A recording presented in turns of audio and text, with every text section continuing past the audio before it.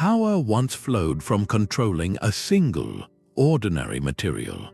The true story of civilization is not just about kings and battles, but about who held the keys to essential resources. This exploration will give you a completely new lens to understand history, revealing the hidden economic engines behind every great empire. How did a color become a tool of royalty? And why was a common seasoning worth its weight in gold? We will uncover 15 ancient monopolies that dictated the rise and fall of entire societies. By the end, you will see the modern world of oil, data, and technology through the timeless patterns of scarcity and control first established millennia ago. What do you believe is the most powerful resource a society can control today? That lone merchant on the Silk Road carried more than goods. He carried a secret, a key. His bundle held a substance no one else could provide, a resource so vital that entire cities would bend their policies to secure it. This is the essence of an ancient resource monopoly. It was not simply having a lot of something. It was the absolute, often exclusive, control over its very existence in the marketplace. Imagine a single mountain pass where all the tin in the known world could be found, or one coastal swamp where the only source of a vibrant purple dye was harvested. Whoever controlled that point controlled a fundamental piece of civilization's puzzle. The historian observed that capitalism did not wait for the 19th century to make its appearance, and these monopolies were its earliest, most powerful engines. They were proto-capitalist structures built on enforced scarcity. This control could be geographical, rooted in the unique geology of a place. It could be technological, locked away in the minds of a secretive guild of artisans who knew how to turn sand into translucent glass or ore into flexible bronze. And sometimes it was both. This power transformed a material from a common good into a lever of authority. A ruling class that monopolized the bronze supply did not just make weapons. They decided who else could make them, thereby deciding who could challenge them. A temple that controlled the only source of a sacred incense held spiritual and economic sway over every pilgrim and king who sought divine favor. It allowed small city-states to punch far above their weight, demanding tribute, forging unequal alliances, and waging silent economic wars that could cripple a rival without a single soldier crossing a border. This strategic scarcity, engineered and protected by power, is what separates a monopoly from mere abundance. It asks a profound question. What if the very concept of an empire was first conceived not in a throne room, but at the guarded entrance to a singular mine, or along the protected shores of a unique lagoon? Understanding this foundational idea changes everything. It turns our gaze from crowns and conquests to the hidden commodities that made those crowns possible and funded those conquests. With this lens focused, we can now journey to our first and perhaps most iconic ancient monopoly. A monopoly not on a tool of war, but on a color that became the ultimate symbol of peace, divinity, and unimaginable wealth. The soldier's wage was measured in a substance we now sprinkle without thought. For the legionaries of Rome, their salarium, the very root of our word salary, was paid not in coins alone, but in salt. This humble white crystal was the first great resource monopoly, an edible currency that built empires from the ground up. Its value was not found in flavor, but in a fundamental, life-giving power. Salt was the primordial preservative. In a world before refrigeration, salting meat and fish was the only way to prevent spoilage, to store the bounty of a harvest or a hunt for the lean months ahead. This single property transformed human society. It allowed armies to march far from home, carrying their sustenance with them. It enabled cities to grow vast and dense, no longer tethered directly to daily food sources. A centralized state could not exist without a reliable way to feed its people and its soldiers, and salt provided the key. Recognizing this, empires did not simply trade in salt. They seized absolute control over it. In ancient China, the Han dynasty established one of the world's first great state monopolies, not on silk or jade, but on salt. The government controlled the wells and pans, taxing every ounce produced. This salt tax became a financial engine, funding the expansion of the Great Wall and the imperial bureaucracy itself. Centuries later, the merchant princes of Venice would build their maritime empire on a similar monopoly, controlling the salt works of the Adriatic and becoming the indispensable suppliers to all of Europe. The sheer worth of salt is perhaps best illustrated by the scales of the Sahara Desert. For centuries, caravans of thousands of camels, the famous salt trains, would venture into the brutal heart of the desert to the mines of Tagheza. There they would trade gold pound for slabs of rock salt. In those vast, silent dunes, gold and salt held equal weight because one could buy anything while the other was essential for life itself. This demand dictated the very map of civilization. Settlements clustered around salt springs. Major trade routes like the Via Salaria in Italy were forged specifically for its transport. The need for salt created networks that connected continents, from the salt pans of the Mediterranean to the interior of Africa. It was the silent, unseen architect of the bureaucratic state. Without a monopoly over this biological necessity, maintaining large, centralized populations would have been an impossible task. So we must ask, how many conflicts, how many silent economic wars were fought not for ideals or glory, but for control over the remote salt pans and mines that sustained life? The story of salt is the story of a basic human need captured and systematized into a pillar of power. It set the template, and if a common crystal could command such authority, what then of a metal that could turn the tide of war itself? A hunter's hand closes around a blade of pure black glass, its edge honed to a sharpness that defies the Stone Age. This was obsidian, nature's own surgical steel, born in the heart of a volcano. For thousands of years before copper or bronze became commonplace, this volcanic glass was the pinnacle of cutting technology. Its utility was absolute. An obsidian blade could cleanly slice through hide, flesh, and sinew, making it the ultimate tool for hunting, butchering, and inevitably for conflict. But its sources on Earth were incredibly rare and geographically locked. A few volcanic flows, like the rich deposits at Çatalhöyük in ancient Anatolia, or the distinctive green obsidian from Pachuca in Mexico, became the silicon valleys of the Neolithic world. Control over these geological accidents was not merely a commercial advantage. It was the foundation of power itself. The city of Teotihuacan in the Valley of Mexico provides a masterclass in this early monopoly. It grew to immense size and influence largely because it controlled the Pachuca obsidian mines. The city's artisans did not just make simple blades. They industrialized the process, creating vast workshops that produced standardized prismatic blades, weapons, and exquisite ceremonial objects for export across Mesoamerica. Teotihuacan became the indispensable supplier, and its cultural and economic reach stretched for hundreds of miles. This control over the sharpest material available did more than fuel trade. It created a new social reality. Those who managed the flow of obsidian controlled the very means of violence and the primary tools for survival. This naturally led to the rise of specialized, powerful classes.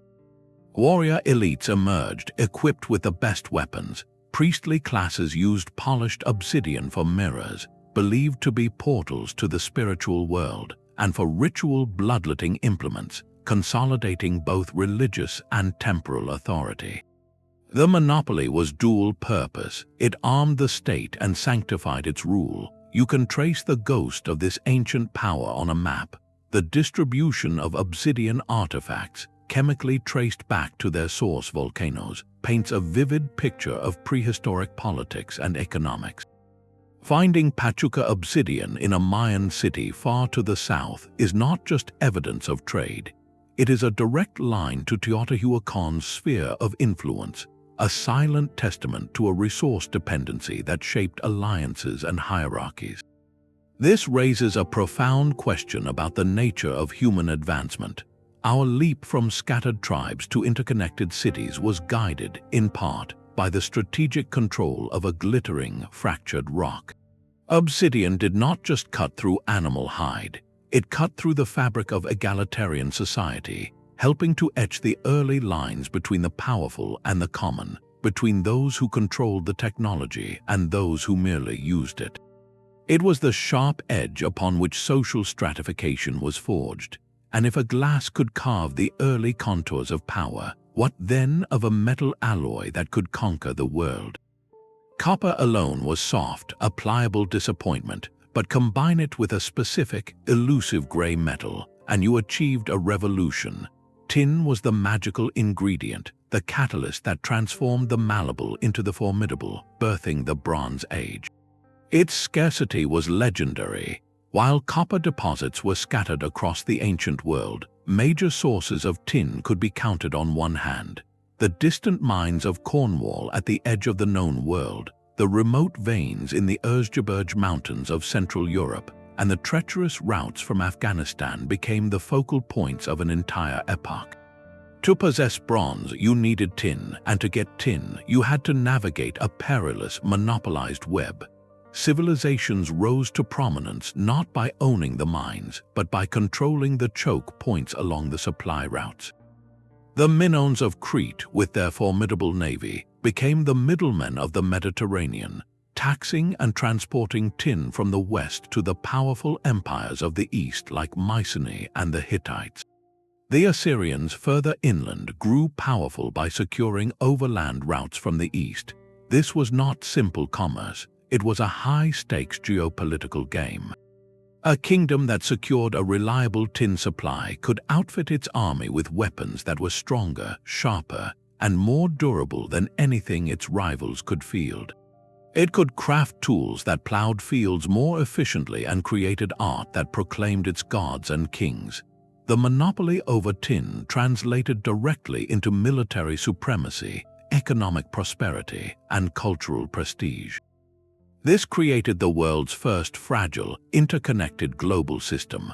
A merchant from Mesopotamia might never see the misty shores of Cornwall, but the bronze on his prince's sword depended on a chain of trade that stretched thousands of miles, passing through countless hands and kingdoms. This dependency made the entire Bronze Age world system astonishingly resilient, and yet terrifyingly vulnerable. Historians now see the dramatic collapse of civilizations around the Mediterranean and Near East around 1200 BC, not as a single event but as a cascading failure. When droughts, migrations, or conflicts severed those critical tin trade routes, the effect was catastrophic. The recipe for power literally vanished. Armies could not be rearmed, tools could not be replaced, and the economic glue that held distant kingdoms together dissolved. The scarcity that built these empires also contained the seeds of their downfall, so we must reflect on the profound irony. The pursuit of a dull, gray metal forced humanity into unprecedented cooperation and complex diplomacy, weaving a web of interdependence across continents. Yet that same pursuit created a foundation of sand, where the disruption of a single, distant commodity could echo into a dark age. It asks us a sobering question about our own world. What unseen, singular resource flowing through vulnerable channels forms the brittle backbone of our modern global system? The story of tin is the story of civilization's first great gamble on strategic scarcity, a gamble with the highest of stakes. The deep blue of the heavens was locked inside a mountain. For the pharaohs of Egypt and the priest-kings of Mesopotamia, that celestial color had a name and a single, sacred source. Lapis lazuli, mined from the remote valleys of modern-day Afghanistan for over 6,000 years, was not a tool or a currency. It was a fragment of the divine made solid, and its journey to the royal workshops of the ancient world created a monopoly on prestige itself. While salt preserved the body and bronze armed the soldier, lapis lazuli adorned the soul. Its profound, ultramarine blue was unlike anything else in nature, instantly evoking the night sky, the dwelling place of the gods.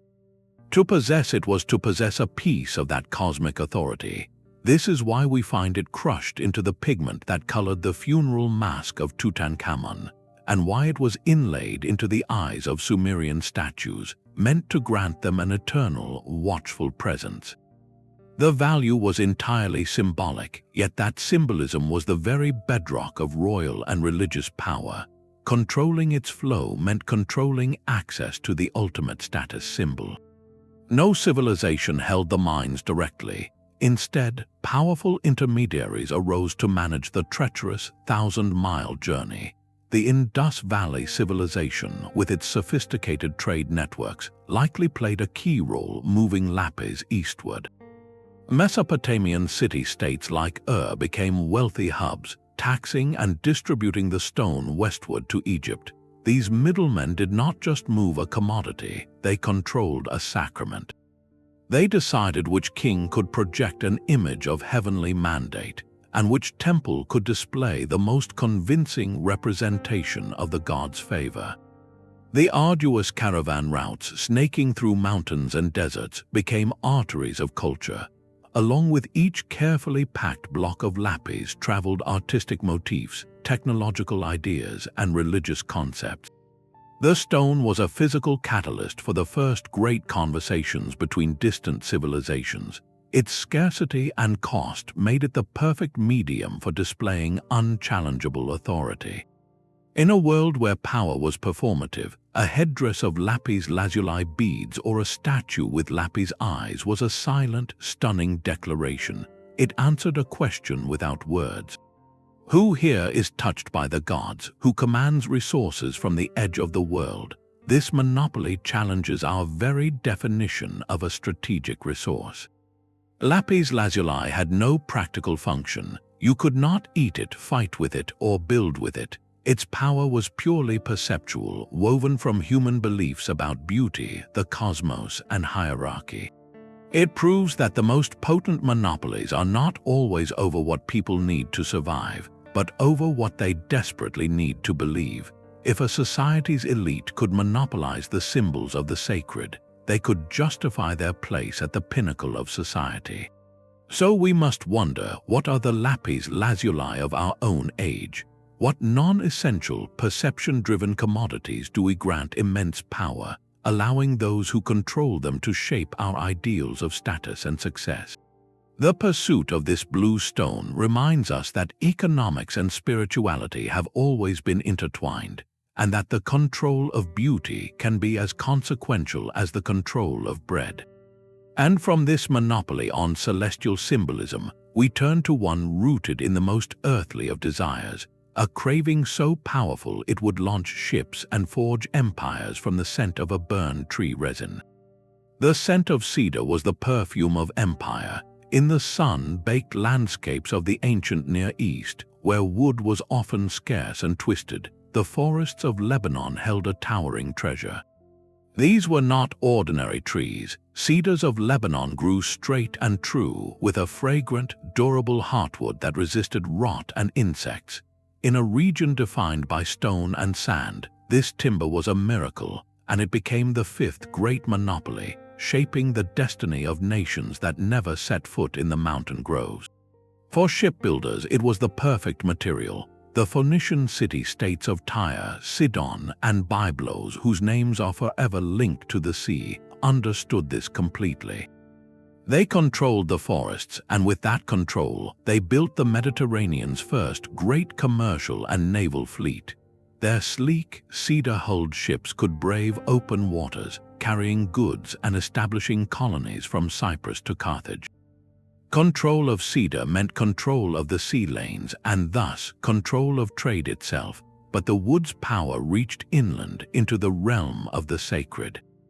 When King Solomon sought to build a temple worthy of his God in Jerusalem, he did not use local stone alone. He needed Lebanese cedar. The biblical account describes a monumental treaty with King Hiram of Tyre, involving vast payments of wheat and oil in exchange for the sacred timber and the skilled Phoenician craftsmen to work it. This was not a simple purchase. It was high-stakes diplomacy for a strategic resource. The temple was more than a place of worship. It was a political statement, clad in a material that screamed wealth, reach, and divine favor, all sourced through a controlled monopoly. This demand, however, carried a silent, long-term cost. The cedars were not infinite. The Assyrians, the Babylonians, and later empires all harvested the legendary forests for their own palaces and temples. Over centuries, the slow, relentless exploitation of this single species led to severe depletion. The great cedar forests that once covered the mountains shrank dramatically, one of history's earliest and most poignant lessons in the ecological price of monopoly. The fate of the tree became a metaphor. Prophets and poets lamented the fallen cedars as symbols of fallen pride and power.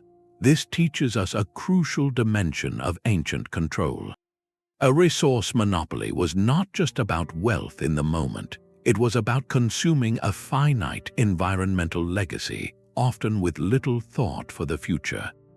The city-states that grew rich from cedar were building their grandeur on a foundation that could not regrow within a human lifetime. So we must ask, how many other pillars of ancient power were similarly rooted in a fragile, living resource? The story of Cedarwood links economic ambition, naval dominance, and spiritual aspiration to the slow life cycle of a forest. It shows that the mightiest empires could be, quite literally, built on borrowed time from nature. And if a tree could bear the weight of kingdoms, what then of a plant whose leaves could reveal the future, binding the human mind to the will of the gods? The senator's toga, woven from a fabric whispered to be made by mythical creatures, was worth more than its weight in gold. This was silk, the sixth ancient monopoly, and its story is one of guarded secrets, global longing, and a single civilization's masterful control over desire itself. For over 1,000 years, the Chinese empires, particularly the Han Dynasty, held a monopoly so complete it seemed unbreakable. They did not just produce a luxury item. They owned the entire biological and technological process, from the cultivation of the mulberry trees that fed the silkworms to the intricate reeling of the delicate threads. This secret, known as Sericulture, was a state secret of the highest order. Leaking it beyond China's borders was a crime punishable by death. The value of silk was not merely in its beauty, its incredible strength, or its luxurious sheen. Its value was in its impossible scarcity outside of the East. This engineered scarcity created a gravitational pull that reshaped the world map. Demand from the Roman Empire, where senators and patricians craved the exotic fabric, was insatiable. To meet it, not a road but an entire ecosystem of trade routes emerged. We call it the Silk Road, but that name is a profound understatement. It was not a single path but a sprawling network of overland trails and maritime passages connecting Chang'an to Rome. And silk was just the most famous passenger. Along those dusty caravan tracks and aboard those creaking ships traveled spices, glassware, ideas, religions, technologies, and unfortunately, illnesses. The Silk Road was the ancient internet, a physical web for the exchange of global culture, and it existed primarily because of one monopolized commodity. Silk became more than cloth. It was a diplomatic currency. Chinese emperors would gift bolts of silk to nomadic chieftains to secure their restless borders, a practice known as the tribute system. It was a tool of statecraft, buying peace or allegiance with woven threads. In Rome, the outflow of gold and silver to pay for silk became so severe that emperors like Tiberius lamented the drain on the empire's wealth. an early example of a trade deficit driven by luxury imports. The monopoly's eventual breakdown is a legendary tale of industrial espionage. In the 6th century, according to the historian Procopius, 2 Nestorian monks smuggled silkworm eggs out of China, hiding them inside hollow bamboo canes. They presented these precious eggs to the Byzantine Emperor Justinian, enabling the Byzantine Empire to establish its own silk industry in Constantinople. This single act of technological theft, the equivalent of stealing the source code for the most valuable software in the world, shattered the Eastern monopoly and redistributed power across the Mediterranean. The story of silk forces us to confront a powerful idea. A monopoly can be built not on a location but on knowledge. When a civilization holds the sole recipe for an object of universal desire, it holds immense geopolitical leverage.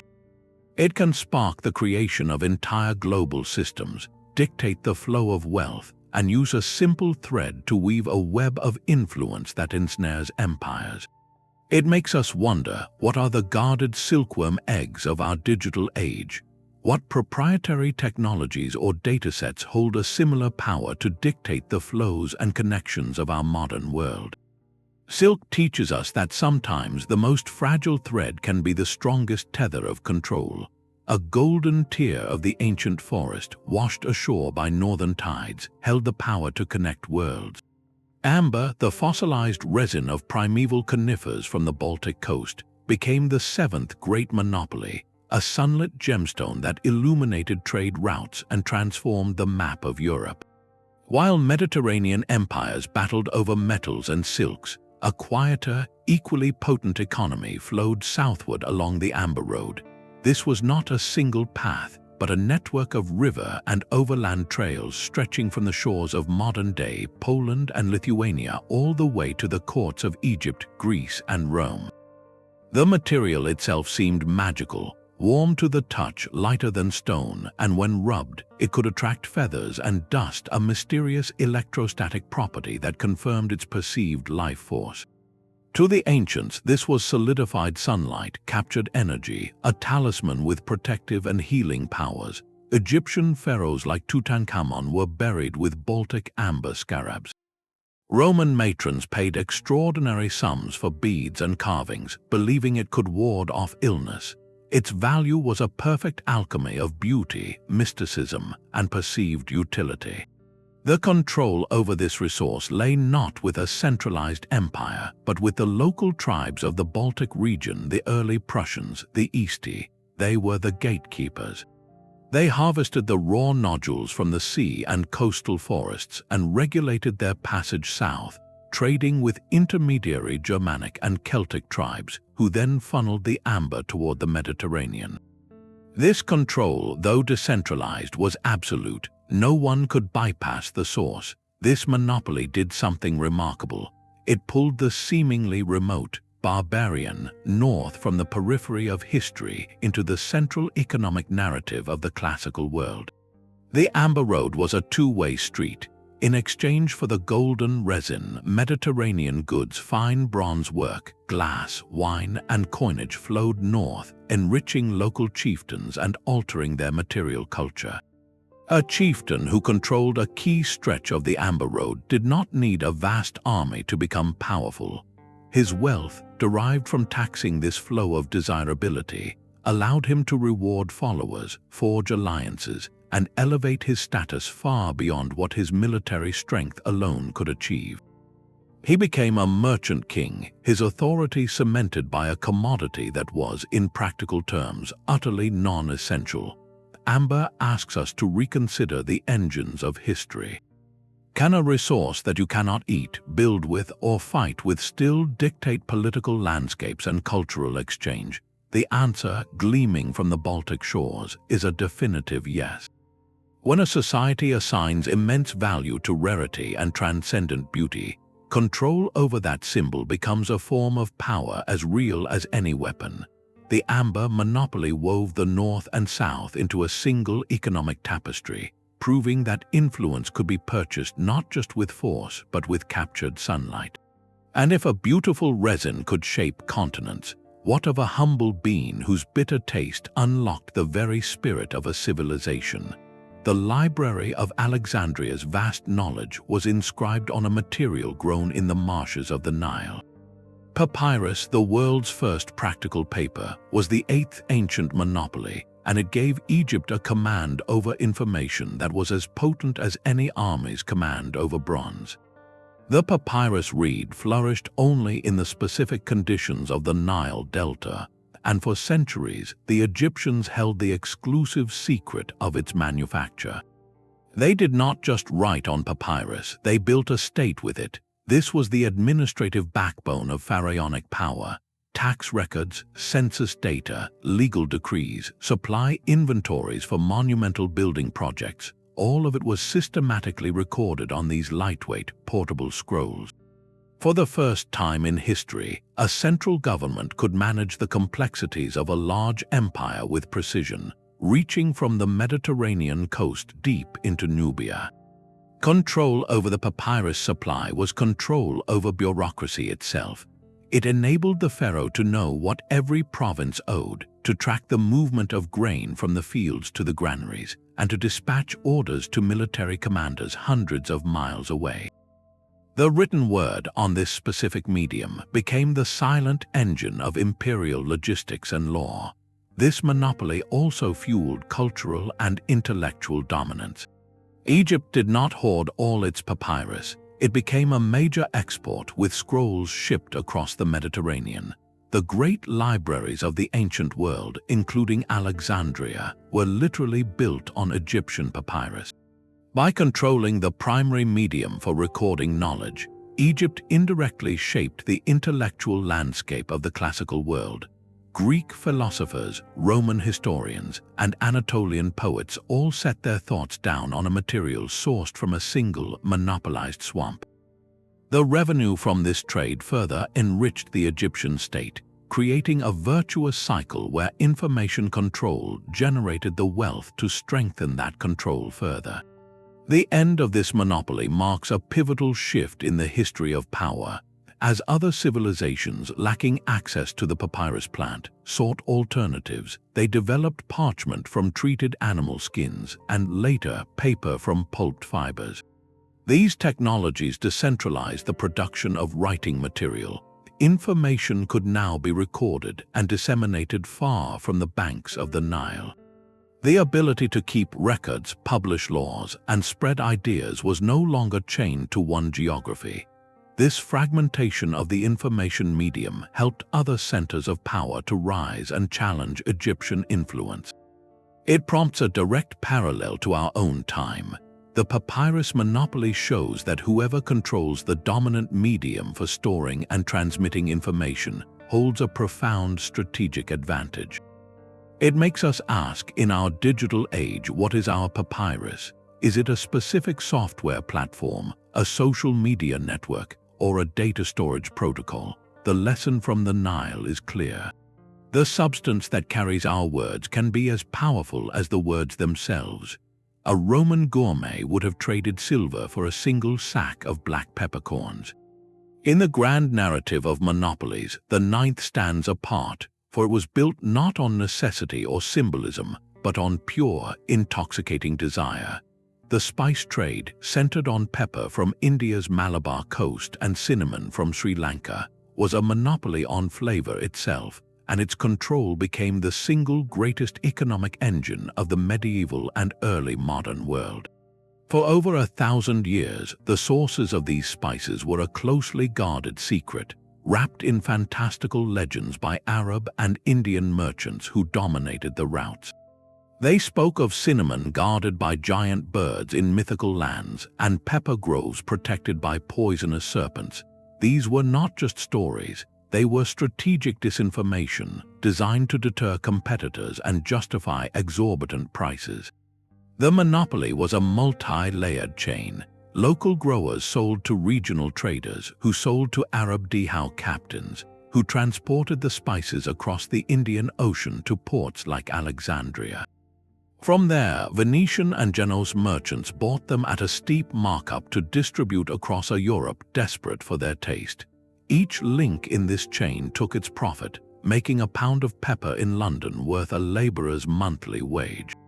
The value was multifaceted. Spices were certainly status symbols, flashing wealth on a noble's table, but they were also practical. In an era before widespread refrigeration, pepper helped mask the taste of aging meat. They were central to medieval medicine, believed to balance the body's humors. This combination of luxury, utility, and mystique created an economic gravity so strong it pulled the world's axis. The Portuguese prince known as Henry the Navigator did not send ships down the African coast for glory alone. He sought a sea route to India to smash the Venetian Arab monopoly and tap the source directly. This hunger for pepper and cinnamon was the compass needle pointing explorers into the void. Vasco da Gama's arrival in Calicut in 1498 was a seismic event. He had successfully navigated around Africa, and his cargo of spices back to Lisbon yielded a profit of 6,000%. The Portuguese crown had found its golden ticket. They established a network of fortified trading posts, using naval cannons to enforce a brutal new monopoly, taxing every spice-laden ship that crossed their path. This pursuit did not just reroute trade, it accidentally discovered continents. Christopher Columbus, sailing west under the Spanish flag to find a shorter passage to the Spice Islands, stumbled upon the Americas. The entire map of human civilization was redrawn, not in the search for God or territory, but in the search for a more affordable way to season food. The baton of control then passed to the Dutch, whose Verenigd Oost-Indische Compagnie, or Dutch East India Company, became the world's first multinational corporation with a private army and the power to wage war. They seized the Spice Islands, monopolizing nutmeg and cloves with such ferocity that they limited cultivation to a few islands to keep prices astronomically high. The spice monopolies teach us a volatile lesson. A resource need not be essential to survival to be essential to power. When a society collectively craves something, a flavor, an aroma, a sensation, controlling its supply becomes the ultimate leverage. It can fund empires, launch fleets, and accidentally connect hemispheres. It forces us to look at our own world and ask, what are the modern equivalents of pepper? What non-essential desires do we hold so dear that their control could dictate the flow of capital and the fate of nations? The pursuit of flavor proved that human longing is a force of nature, capable of carving new paths across oceans and through history itself. The deep purple of a Roman emperor's robe was not woven from thread, but from the blood of the sea. This was Tyrian purple, the 10th and perhaps most visually potent monopoly, where a color became the very fabric of power. To produce a single gram of this dye required a staggering, almost unthinkable process. Thousands of murex sea snails were harvested from the coastal waters near the Phoenician city of Tyre. The snails were then crushed, and their tiny hypobranchial glands were extracted and left to ferment in vats under the Mediterranean sun. The resulting liquid, initially a yellowish hue, would transform through exposure to light into a rich, vibrant purple that was both dazzling and, most importantly, color-fast. It would not fade in sunlight or wash out in water, a technological marvel in the ancient world. The smell of the rotting shellfish was said to be so foul that the dye workshops were located downwind of the cities, but the end product was worth the stench. The Phoenicians, master mariners and traders, held a complete monopoly over this secretive, labor-intensive craft. It was the cornerstone of their legendary wealth, turning their city-states into economic powerhouses. From the epics of Homer to the scriptures of the Bible, the prestige of Tyrian purple is repeatedly noted, a universal shorthand for opulence and status. This control was not merely economic, it was codified into law. Roman sumptuary laws explicitly restricted the use of Tyrian purple to the imperial family and the highest-ranking senators. Wearing a stripe or a full garment of this color was a direct, unmistakable statement. It declared you were touched by divinity, invested with supreme authority, and connected to the exclusive mercantile class that controlled its very existence. In the Byzantine Empire, the production of purple silk was confined to imperial workshops, and the birth of a royal heir in the purple chamber of the Great Palace gave us the phrase, "born in the purple." The monopoly served a profound social function. By making a color impossibly expensive and legally restricted, elites created a visual barrier. You could see hierarchy. At a glance in a crowd or in a court, you knew who held power because they alone wore the color of the sea's secret. This answers our question decisively. A color can absolutely be a foundation of power when its production is monopolized and its meaning is culturally enforced. The purple dye monopoly proves that controlling a symbol, something with no practical utility for food, shelter, or defense, can be one of the most effective tools for maintaining order and projecting authority. It turned a biological process into a political instrument, demonstrating that sometimes the most enduring forms of control are those we are trained to see and instinctively obey. The thunder of chariot wheels on the plains of Mesopotamia was the sound of a new world order. This was the 11th monopoly, not on a mineral or a plant, but on a living, breathing creature. The horse became the living engine of conquest and communication, and the cultures that first mastered its partnership held the keys to unprecedented power. Domestication was only the beginning. True control came from specialized knowledge-selective breeding for strength and stamina, the intricate training for war, and the technology to harness them effectively. The Hyksos, a people from the Near East, did not conquer parts of Egypt with superior numbers, but with a terrifying new weapon, the horse-drawn chariot. This mobile archery platform, requiring access to specific breeds and training regimens, rendered traditional infantry formations nearly obsolete. It was a monopoly on shock, awe, and tactical speed. But the ultimate masters of this biological resource were the nomadic cultures of the Eurasian steppe. For societies like the Scythians and later the Mongols, the horse was not merely a tool, it was the center of their universe. They lived in the saddle, bred horses for endurance over generations, and perfected the art of mounted archery. This deep, cultural mastery of the horse as weapon allowed them to project power over astonishing distances, building history's largest contiguous land empire not through siegecraft, but through unparalleled mobility and communication. Beyond the battlefield, the horse redefined the very logistics of empire. The Persian Empire's famed royal road, stretching over 1,600 miles, was not just a path. It was a system sustained by relay stations with fresh horses, allowing royal messengers to cover its length in a mere 7 days.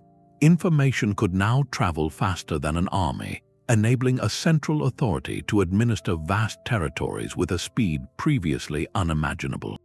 Trade caravans, now equipped with sturdy pack horses instead of slow oxen, could carry goods further and faster, weaving denser economic networks. This monopoly on speed created a profound social divide. In medieval Europe, the war horse and the full suite of knightly armor became astronomically expensive, cementing the power of a landed aristocracy. The knight, atop his destrier, was the ultimate expression of this living technology, a symbol of a social order built around the control of equine power. The horse monopoly asks us to reconsider the nature of strategic advantage. It was not a static resource you mined or harvested. It was a dynamic, biological partnership that required constant care, cultural wisdom, and adaptation. The societies that excelled did not just own horses, they understood them on a profound level, integrating them into their very identity. This living engine expanded the possible scale of everything of warfare, of governance, of commerce. It redefined the boundaries of empire by shrinking the world, proving that the mastery of mobility could be more decisive than the control of any stationary treasure. If a living creature could so dramatically accelerate the pulse of civilization, What then of a seemingly inert stone that held the secret to preserving life itself?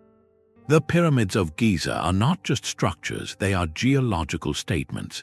Their enduring form was made possible by the 12th great monopoly, a control over the very bones of the earth. To build for eternity, the Egyptian pharaohs needed more than labor.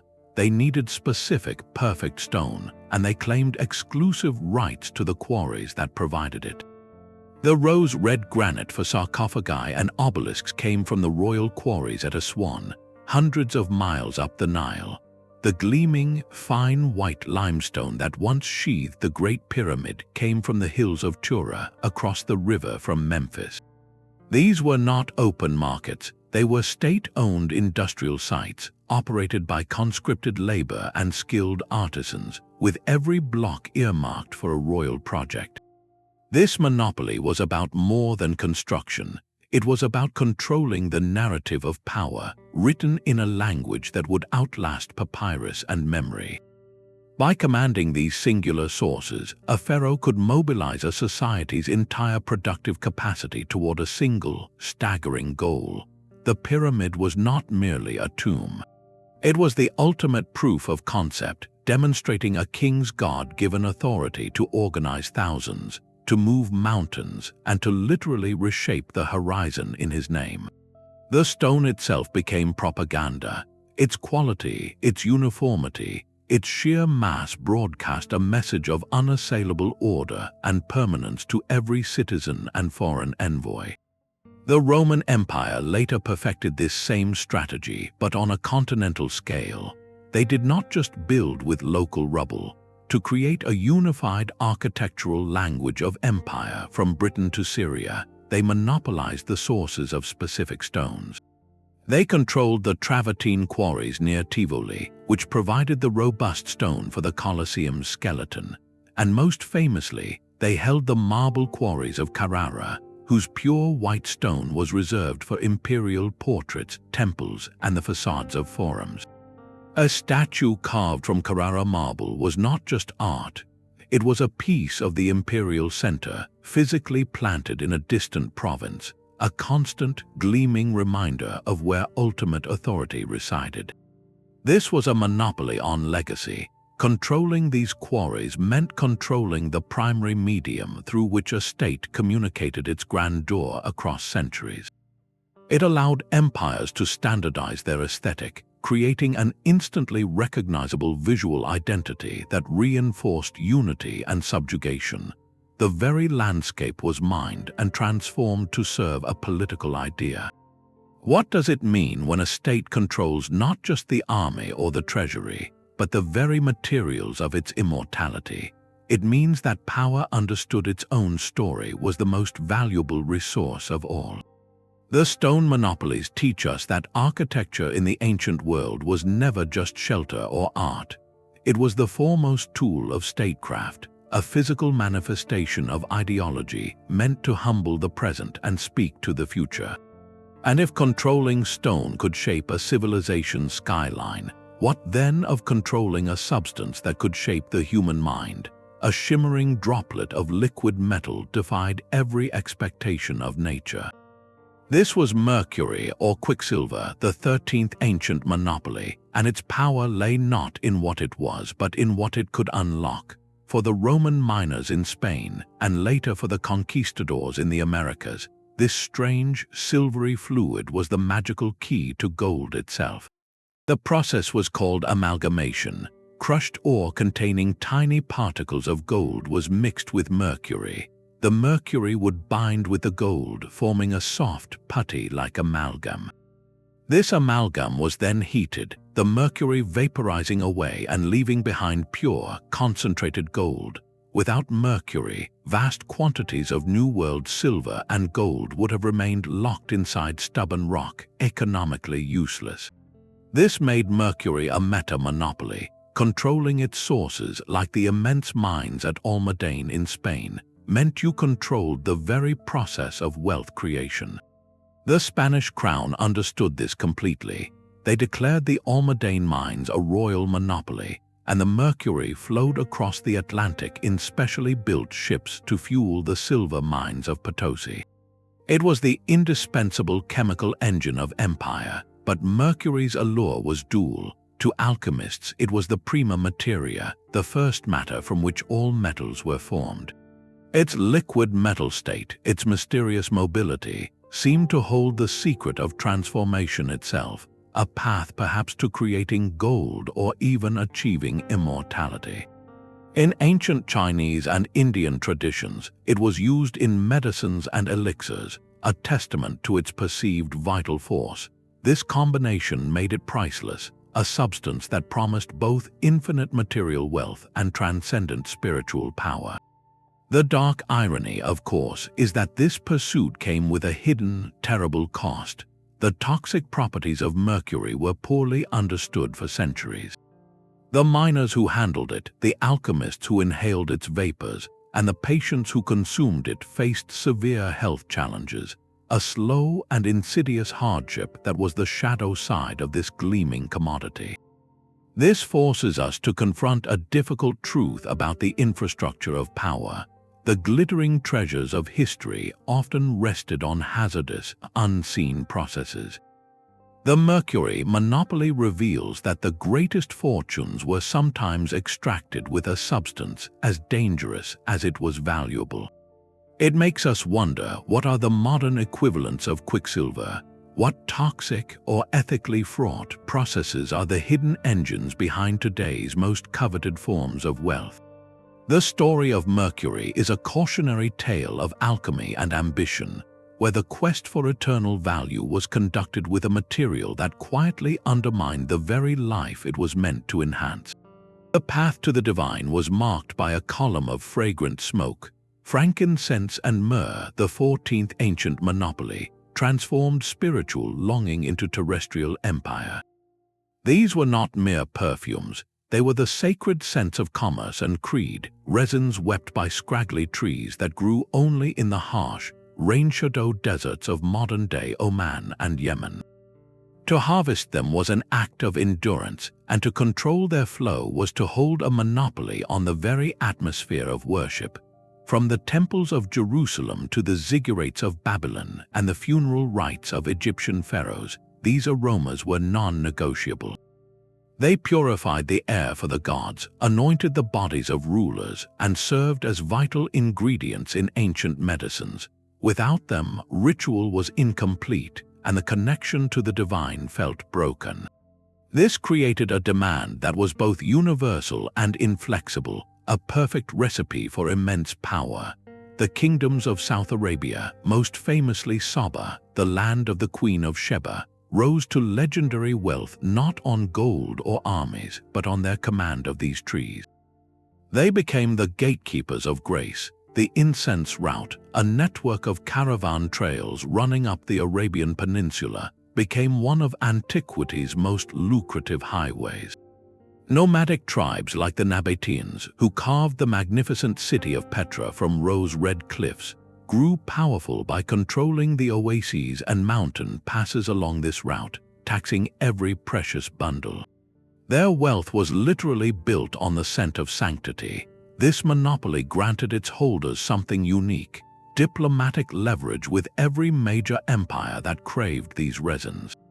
A gift of frankincense was not a simple present. It was a statement of access and an instrument of statecraft. When the biblical magi presented gifts of gold, frankincense, and myrrh, they were offering the three ultimate symbols of earthly power, divine favor, and ceremonial passage. These were offerings of immense spiritual and economic capital. The incense trade wove a web that connected worlds. It brought Mediterranean glass and Indian textiles into the heart of Arabia, and in return sent the smoke of devotion across continents.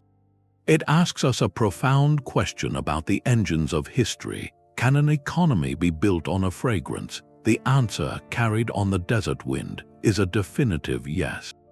When a society collectively believes a substance is essential for communicating with the eternal, controlling that substance becomes a form of authority as potent as any crown. The frankincense monopoly reveals that some of the most enduring routes of exchange were not paved by merchants alone, but by priests and pilgrims, proving that faith could move not just mountains, but the fortunes of entire civilizations.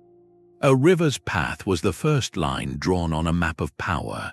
The 15th and final monopoly brings us to the most fundamental resource of all, the element upon which every previous one ultimately depended: water.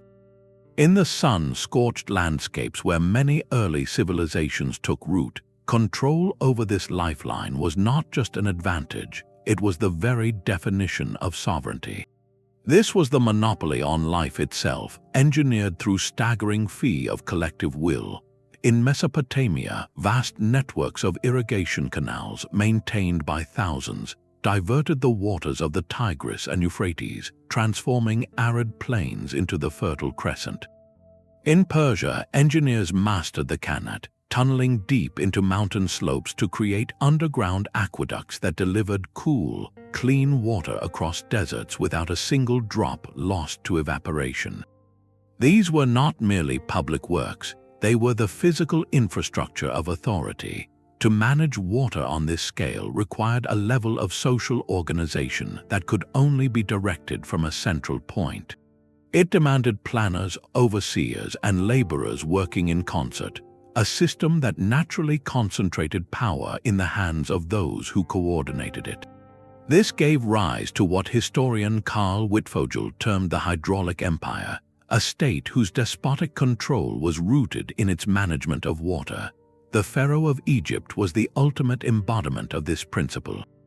His power was intrinsically linked to the Nile's annual, predictable flood. He was not just a king, but a divine intermediary responsible for the inundation that replenished the soil. The state managed the complex basin irrigation system, deciding which fields received water and when.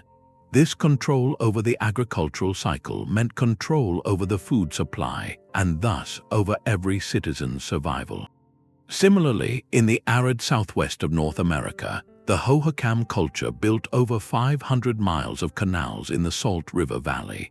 The leaders who organized this construction and maintained the distribution of water held immense sway over their communities. Water rights became the foundation of all other rights. Who controlled the canal headgate or the primary well controlled who could farm, and therefore who could eat and prosper. This dictated the entire social hierarchy, weaving political authority directly into the landscape. It is no surprise that some of humanity's oldest recorded conflicts are disputes over water sources. A tablet from ancient Sumer records a boundary dispute between the city-states of Lagash and Umma over a fertile canal district, a conflict that lasted for generations. The stakes could not be higher. When you control the water, you do not just control a commodity, you control the possibility of society. This monopoly returns our journey to its most elemental level. All the glittering treasures, the bronze, the silk, the gold were secondary to this. Without a secure, managed water supply, no dense population could gather, no specialized artisan class could emerge, and no army could be sustained long enough to project power. The water monopoly asks us the most sobering question of all. In the end, beneath the layers of economics and technology, is the ultimate power simply the power to sustain life? And if so, what does it mean when that power is held not as a shared commons, but as a guarded, engineered privilege? Our exploration of these 15 ancient monopolies reveals a timeless pattern. From salt to water, civilizations have risen by identifying a critical point of scarcity and seizing absolute control over it.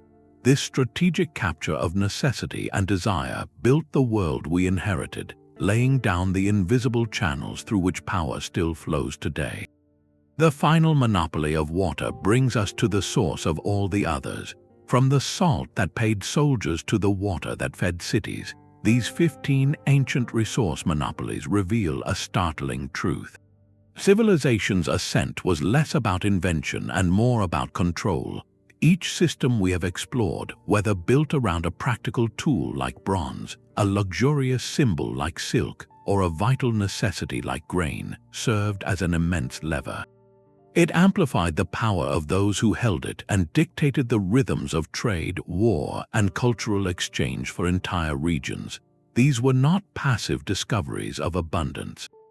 They were active, often ruthless, projects of enforced scarcity, where controlling the point of supply meant controlling the destiny of demand.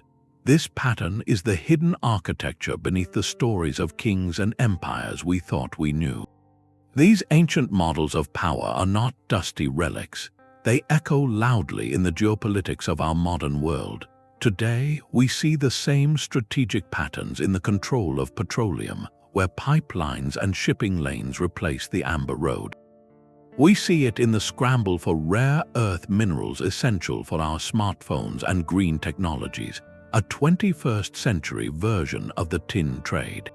And perhaps most profoundly, we see it in the new frontier of data, where control over information flows and digital attention mirrors the ancient monopoly once held over papyrus. The platforms and protocols that carry our modern thoughts have become the new guarded swamps and mountain passes. By studying these ancient levers of power, we gain more than historical insight. We see the enduring human drive to secure the fundamental elements of survival and status. We understand that whenever a society identifies something as universally essential or desirable, the impulse to monopolize its flow follows almost inevitably. The consequences of that concentration are timeless as well. They create dazzling centers of wealth and innovation, but also forge chains of dependency, spark conflict, and can lead to stunning collapse when the single point of control fails. This invites a powerful reflection. What are the silent monopolies shaping our world today? Not just the obvious ones sanctioned by law, but the subtle controls over the technologies, platforms, and resources we cannot imagine living without. History offers a clear lesson about the fragility that comes with over-reliance on any single, controlled point in our global system. It asks us to consider the sources of our own strength and vulnerability. Which of these ancient stories of control did you find most compelling? Does the monopoly on cedar, on spice, or on data speak most clearly to the patterns you see around you today? Your perspective adds to this ongoing conversation, a dialogue between the deep past and our unfolding future. If this journey through the bedrock of history offered a new lens, consider subscribing for more explorations into the hidden forces that shape our world.